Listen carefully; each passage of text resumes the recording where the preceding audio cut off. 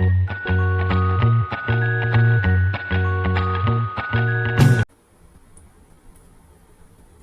was the only one awake in the dark, clinging night. At least he hoped he was. Perhaps that was what he was meant to think.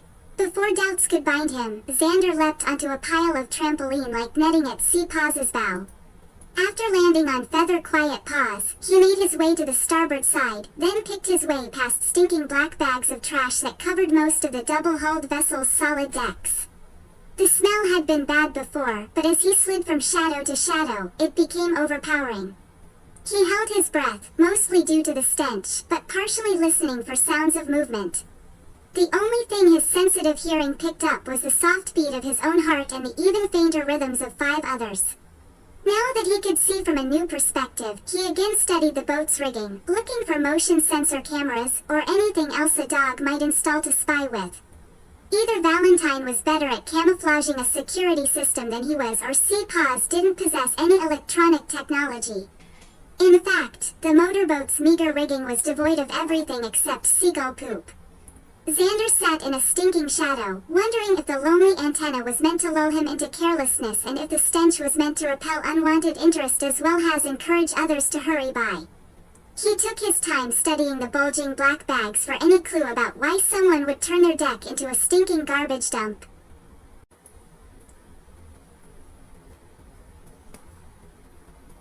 Ginny referred to Sea Paws as a packrat's paradise. He inhaled, but didn't detect any hint of rodent. Breathing lightly while listening to the night, he inched around the 2 rusty bicycles tied to the lifelines, then carefully avoiding all puddles and piles left by the mutt, moved toward the cockpit. The boat should be called a Dogdom cruiser, instead of a motorboat, so the proper credit for the filth was apparent. An odd groaning sound made his hair stand on end. Not a whimper and not a growl, it wasn't like anything he'd ever heard. He stopped in mid-step and waited. The stars inched across the sky, but the noise didn't come again. Xander convinced himself it was safe to go on. Now that he was past the bags of garbage and bikes, 7 yellow 5-gallon cans of diesel were the next hazard. That stuff always made him sneeze, so he held his breath while he maneuvered around them.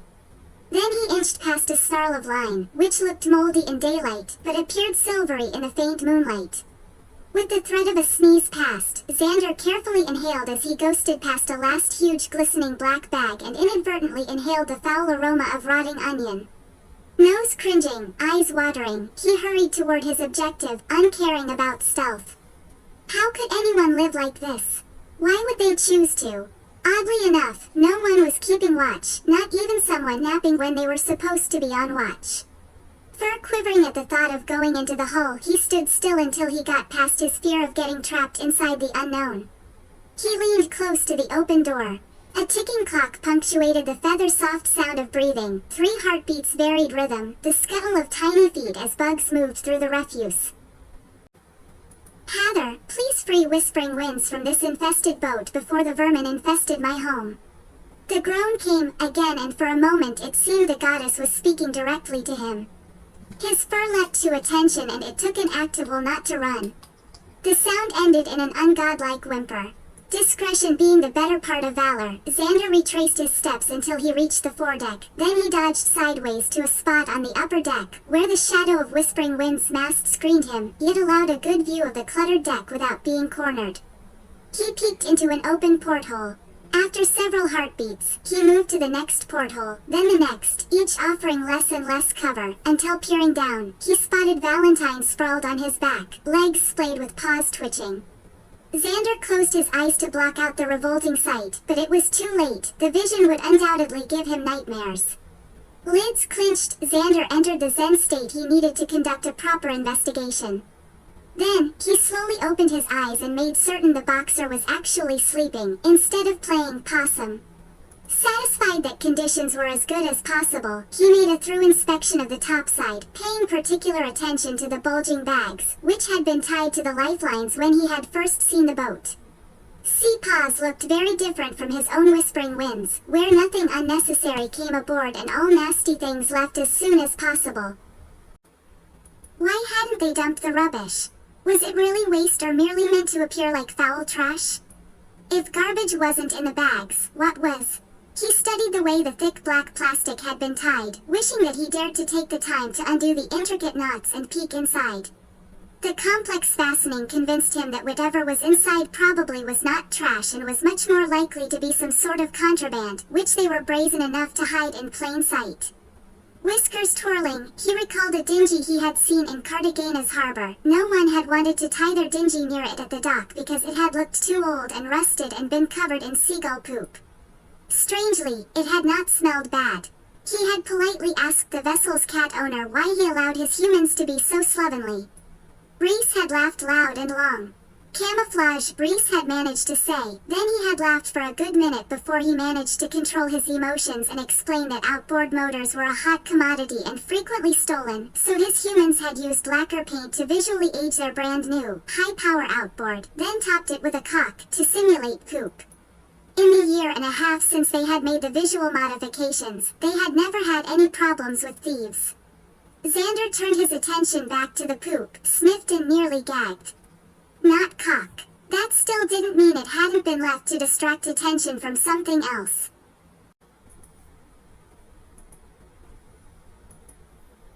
Cautiously, he made his way homeward.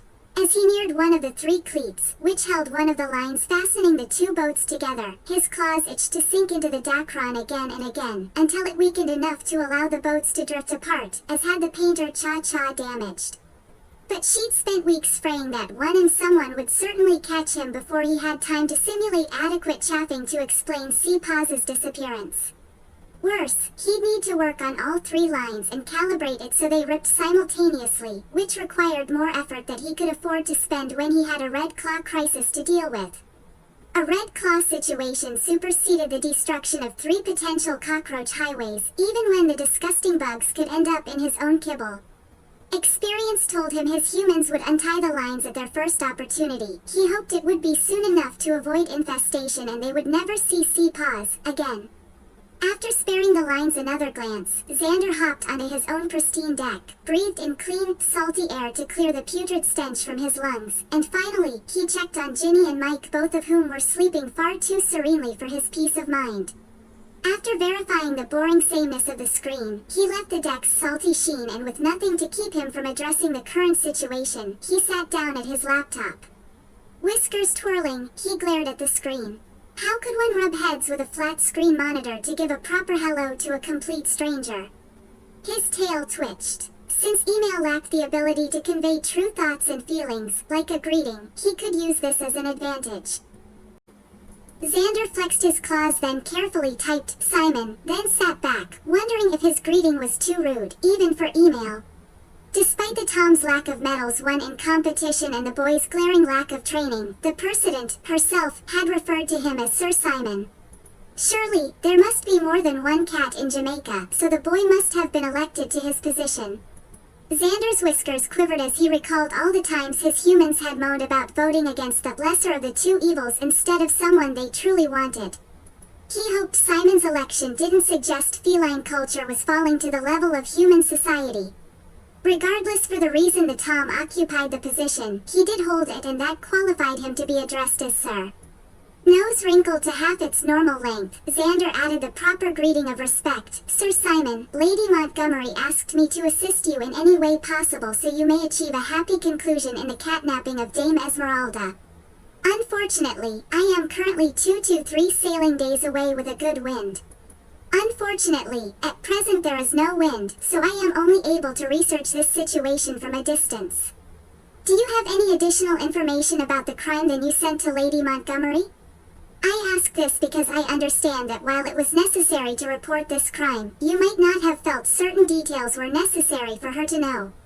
Do you have reason to believe that Dame Esmeralda was injured during the incident? Have you been able to confirm if a ransom has been demanded? If so, who would get this? I ask because I understand her human passed away recently and do not know if she has obtained a new one. If no ransom has been demanded, have you been able to deduce the reason for the catnapping? There is always a reason for anything that man or beast does. Have you personally spoken to eyewitnesses? Please forward any and all information you have to this address. I have begun analysis of the situation and will arrive as soon as felinely possible. Regards, Kamikaze Xander de Hunter, C. Purrtector.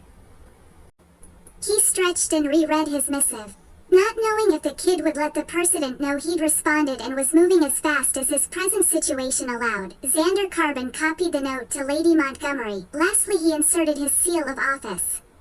Then, with a flick of a claw, he sent it.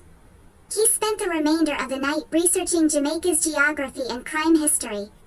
By the time the first rays of sun peeked through the eastern porthole, he suspected that Jamaica was one of Dogdom's strongholds and that the catnapping was a power move, and not something for profit. No wonder the situation had merited the red claw.